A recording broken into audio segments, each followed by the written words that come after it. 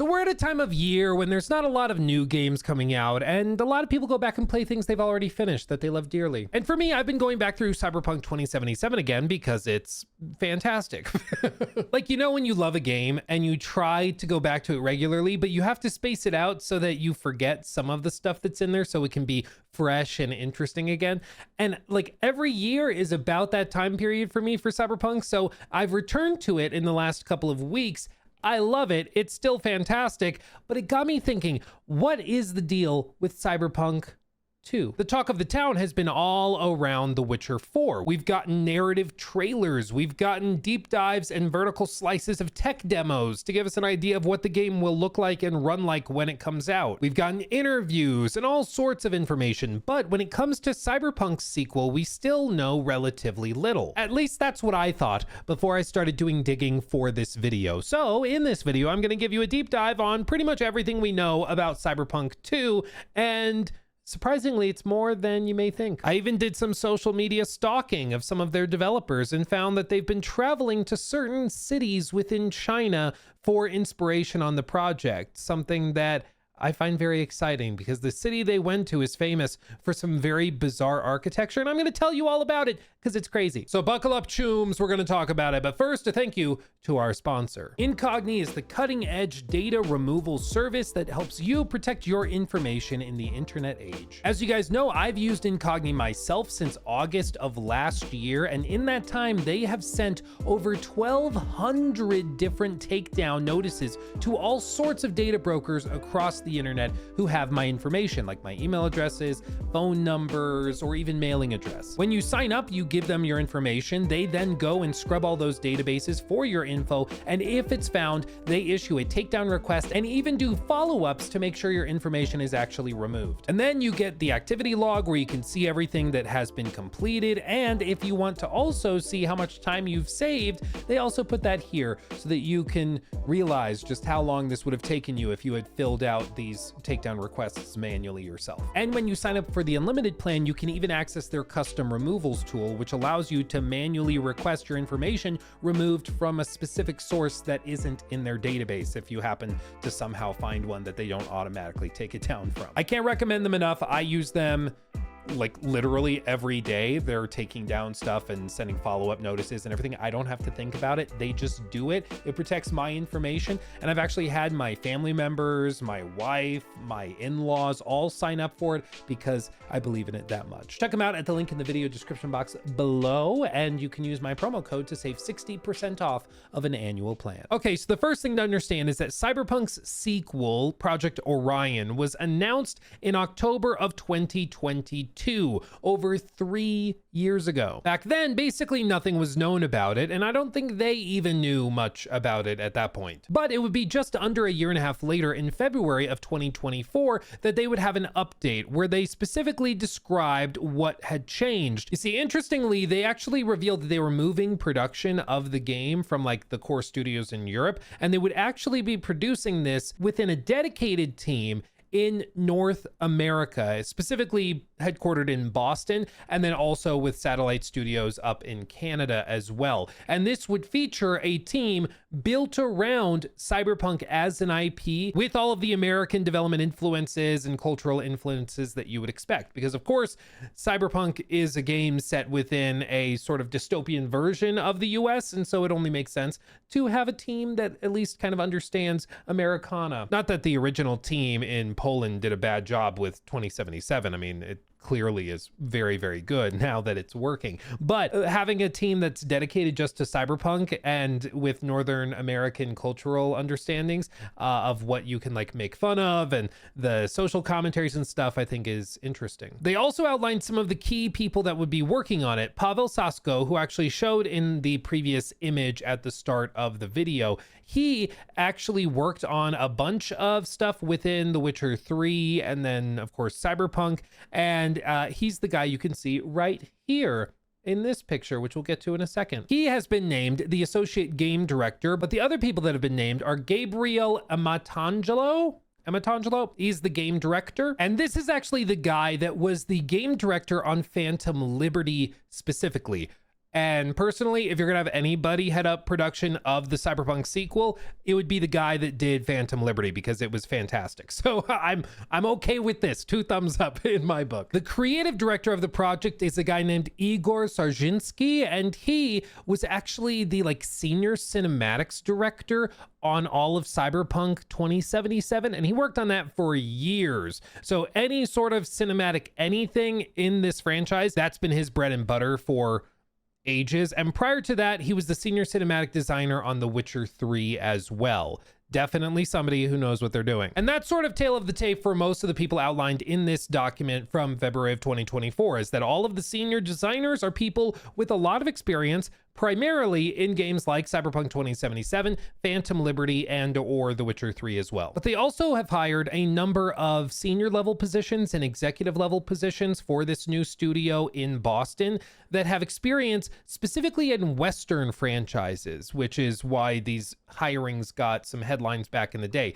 Specifically, Dan Hamburg is joining the team as executive producer, so somebody with a lot of influence one way or the other. He gets to make broad directorial decisions, decide where money goes. Producer is one of those jobs where it can kind of mean anything. They do a lot of different things. They're just sort of like a jack of all trades involved in development, but they tend to know what they're doing and they have a lot more influence than you may think. They may not be involved in the day-to-day direction of the game, but they're at all of the production meetings on where directions should go and stuff like that. What he is known for, though, is head of production at Amazon Games, head of production and product management at Panic Button, lead product manager at Blizzard, contributed to such new titles as New World, Apex Legends, and Diablo 3. Not games or franchises I would have connected with Cyberpunk, but okay, at the very least, he's shown that he can work on very, very big projects and IP that have a lot of money on the line. They also hired Ryan Barnard, whose past credits involved being game director at Massive Entertainment and Ubisoft, games like The Division, for example, which Massive, of course, heads up, as well as gameplay director at Hitman developer IO Interactive. I love IO's stuff, and they are all about interactivity and sort of connective tissue between all the gameplay systems, which is something a lot of open world games often struggle with, where they have a bunch of individual pillars of gameplay, but they don't really intertwine very well. It's why Breath of the Wild, Tears of the Kingdom are so good as open world games, because all of their gameplay systems intertwine. So hearing that he is involved is exciting personally, because I think he definitely knows what he's doing, and he will be design director on the game as well. His job will be to try to tie all of these systems together. That's awesome. And there's a number of other hirings as well. Alan Villani, he is going to be the engineering director on the project. He has previous experience over at Warner Brothers Games. Anna McGill is an award-winning game writer and author with 20 years of experience in video games, will be lead writer on the heels of narrative contributions to titles such as Control, Dishonored, Death of the Outsider, Avatar Frontiers of Pandora, Guild Wars 2, and the upcoming Fable game as well. And they even happened to pin down Alexander Freed, who will also be one of the senior writers on the project. He's a New York Times bestselling novelist, narrative designer, comic book writer, and has worked as lead writer at BioWare back in the day before the dark times. And also worked on things like Star Wars The Old Republic, for example. Worked with tons of major studios like DICE, Obsidian, Wizards of the Coast, and 20th Century Fox's game division as well. They got a lot of heavy hitters here for sure. Yeah, they've been all over the industry, but that's also kind of what they're looking for in this case, because Cyberpunk 2 is not going to be the exact same kind of game that Cyberpunk 2077 was. Now, in May of 2025, it was revealed that pre-production was being entered for Project Orion, and as a result, it was going to be called internally Cyberpunk 2 instead of Project Orion. They were kind of retiring that name as it entered into pre-production. So they finished all of the ideation phase, the conceptualization phase. Now they were going to actually start building out the game, all of the story, figuring out what the map would look like, all of that before entering full production at some point after that, maybe late next year. And with this came a lot of job postings, a lot. And they're still posting a lot of these today. I mean, less than a week ago, they even had these job postings listed: motion capture lead technical animator, lighting artist, UI artist, engine programmer, lead producer, senior gameplay engineer for combat, everything. But back in September, they had a couple of job postings that caught people's attention. Specifically, you can see we're hiring for The Witcher and Cyberpunk in North America. They said that they're hiring lead network engineer. And when you go into those job postings specifically, or at least now archived versions of them, you can see that they described it as a lead network engineer. You and your team will play a pivotal role in designing and implementing the network architecture and online systems. You will lead and manage a team of talented engineers working collaboratively to ensure seamless and robust online systems. And it's also been revealed by other job postings and hirings that they are working on building out a multiplayer component of the game. Cyberpunk 2077, of course, did not have a multiplayer system at all. It was, however, originally planned. Little flashback, this is an article from December 6th of 2022, and it's an article describing why they had to abandon the multiplayer mode. No shocker, it's because the game was a broken disaster at launch, and so they had to prioritize getting it running before they could add a multiplayer mode. And that meant that they basically set aside the online stuff full stop and didn't bother ever doing it. However, the original plan was for Cyberpunk 2077 to have its own multiplayer component, and it's not super clear what that would have looked like. It could have originally been designed as just like a multiplayer PvP mode, like you play with your friends in shootouts with the gunplay systems that they built, or it could have been designed as like a GTA Online type of online mode where it's an entire world, the whole map is available to you, there's specific quests and missions and races and things for you to enjoy in that mode, completely separate from the base game. We just don't really know because of course it never happened, so they don't know either what it would have looked like. But now they are actively hiring for this next game to have systems like that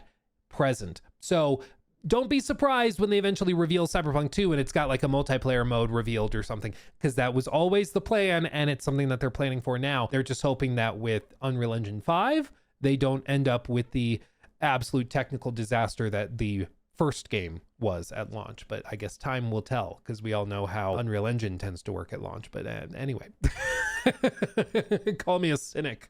Now, beyond this, the other stuff we know about the sequel to Cyberpunk 2077 is that it's expected to have a city in it separate from Night City. It's possible that it also has Night City in it as well. The interviews so far are really vague and kind of hard to decipher. Mike Pondsmith, the original designer of the Cyberpunk tabletop game, he did an interview talking a bit about what's going on behind the scenes. And frankly, I think he probably said too much and might have gotten in trouble for it. Because basically he did an interview and he said that he had been shown prototypes and all this, and he had also seen a version of the city that they will be using in the sequel that was like Chicago gone bad, I believe is the exact phrasing he used.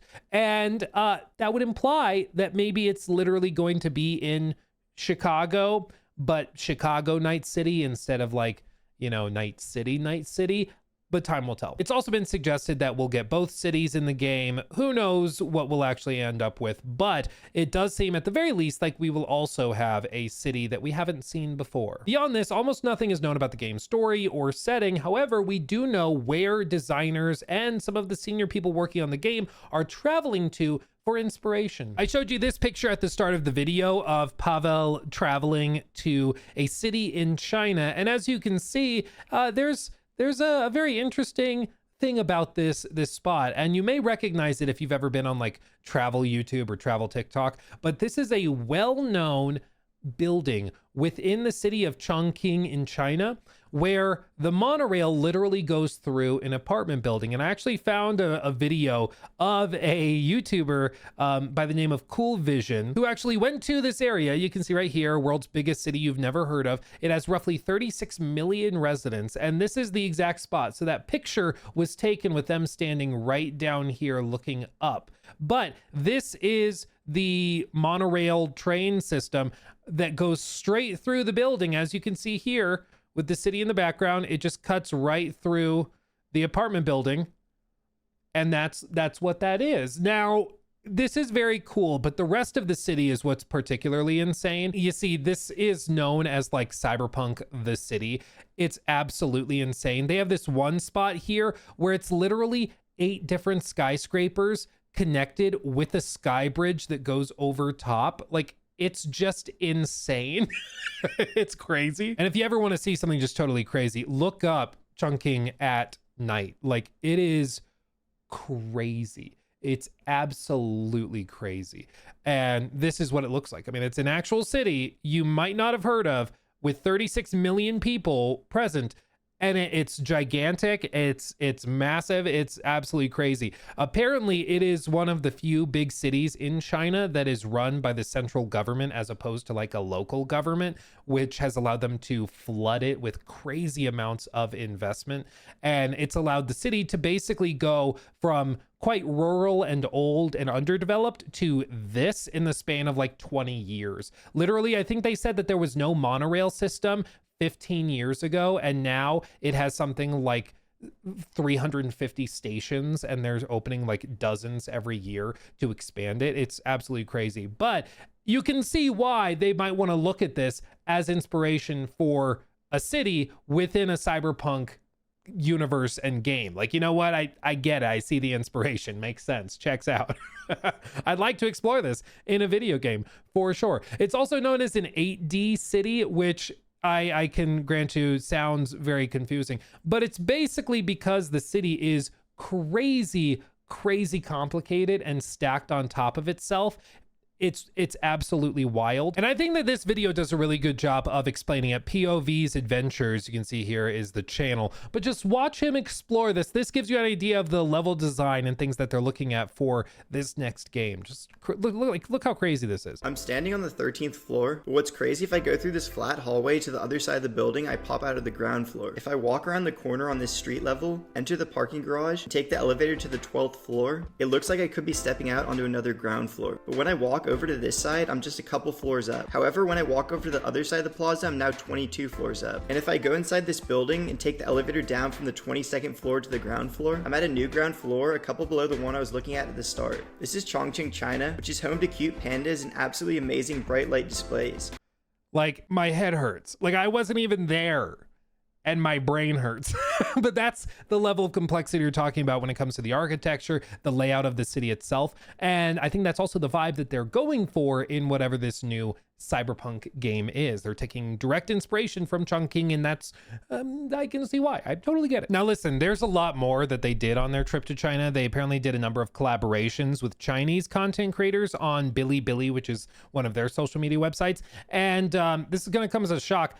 I don't like read Chinese or speak Mandarin. Like I don't.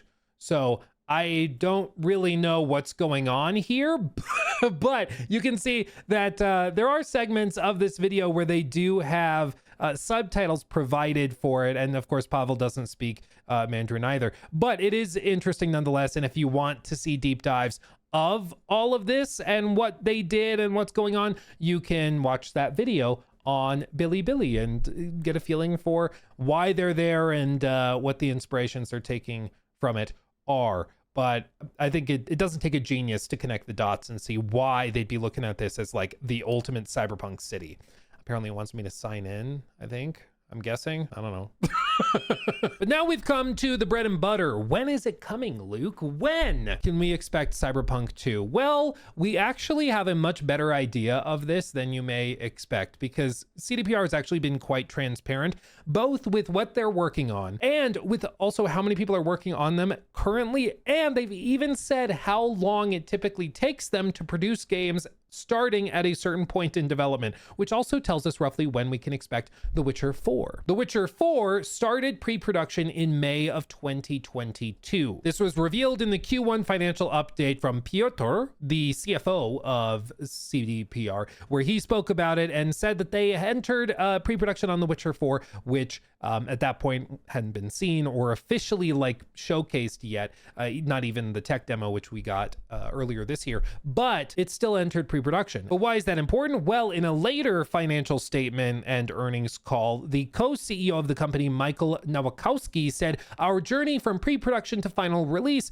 takes 4 to 5 years on average. Having said that, keep in mind that each project is unique and there may be many variables that influence the final outcome. So I will not lead you into specific years, but yes, this is pretty much how it looks." And this was in reference to Cyberpunk 2, which entered pre-production in May of 2025. But if we extend it roughly and we look at like The Witcher 4 entering pre-production in May of 2022. And then we look at Cyberpunk 2 entering pre-production in May of 2025. We say roughly 5 years. That puts Witcher 4 roughly around 2027, probably fall of 27. And that puts Cyberpunk 2 in the 2030 area. I know it's not what you were hoping for. You were hoping to hear that it's coming next year or something, but no, they've actually come out and specifically said Witcher 4 is not coming out in 2026, which pretty much locks in the 27 time frame. And beyond that, Cyberpunk 2, I think it's very safe to say that a 5-year production cycle is going to be probably most likely and realistic. It's possible they finish it in 4 years and they're ready to go in 2029, but time will tell. Other projects that we know they're working on is Project Canis, or the Witcher 1 remake. This is being headed up by a separate team called Fool's Theory. They did the game The Thaumaturge recently, if you played that one. And this is expected to come out probably somewhere in the range of like 2028 would be my guess. I've gotten conflicting reports on whether it's coming before or after The Witcher 4. Recently, it's been said it's coming after The Witcher 4, which would put it in that 2028 window. Others have said it's coming before, so maybe early 27. I don't freaking know, but maybe they don't know either. Either way, it's still probably a couple years off at least. There's also another project being built up called Project Sirius, which is a Witcher multiplayer spin-off game that's expected also to probably enter full production late next year to early 2027, which would slate it for some release window in like 2028 to 2029. Then we have Project Orion, or what is now known internally as Cyberpunk 2. That is looking probably between 2029 and 2030. And then after that, we should have at least a couple more Witcher games, as they've said they want this to kickstart a new trilogy. And on top of all of it, there is another brand new IP called Project Hadar, which is in very, very early production right now. And it's likely something that's coming in like the 2031 plus range. So final recap, my expectation is that we probably get The Witcher 4 in 2027.